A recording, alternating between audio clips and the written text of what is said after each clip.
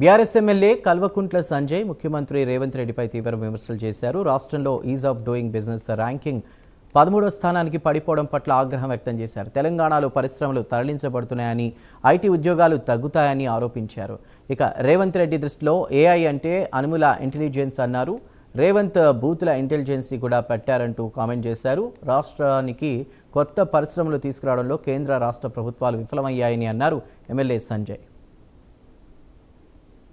ప్రభుత్వంలో ఉన్నప్పుడు 9.5 సంవత్సరాల్లో ఏనాడు కూడా మూడో స్థానం నెంబర్ 1లో ఉండింది, లేకపోతే నెంబర్ 2, నెంబర్ 3. ఆ రోజు మీ అందరికీ గుర్తుండదు. మన ప్లాన్ని, మన పాలసీని ఆంధ్రప్రదేశ్ రాష్ట్రం ఎట్లా కాపీ కొట్టిందంటే ఆఖరికి మన రాసిన అన్ని కూడా కాపీ కొట్టేసింది ఆ రోజు. అంత బ్రహ్మాండమైన పాలసీలు, అంత బ్రహ్మాండమైన ప్లాన్ ఉండింది మనకు. ఇవాళ ఆ రాష్ట్రాన్ని, అంత బ్రహ్మాండంగా నడిపించిన రాష్ట్రాన్ని ఇవాళ ముఖ్యమంత్రి రేవంత్ రెడ్డి గారు వచ్చిన తర్వాత ఇవాళ ఇప్పుడు 13th పొజిషన్.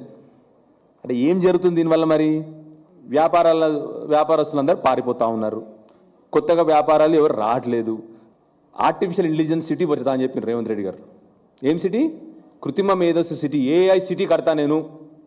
మాటలు కోటలు దాటుతున్నాయి, కానీ చేతలు మాత్రం గడపలు కూడా దాటుతలేవు. ఏం సిటీ పెట్టిండ్రు ఆయన? ఏఐ సిటీ కాదు, బిఐ సిటీ పెట్టిండ్రు ఆయన. బిఐ సిటీ అంటే తెలుసా మీకు?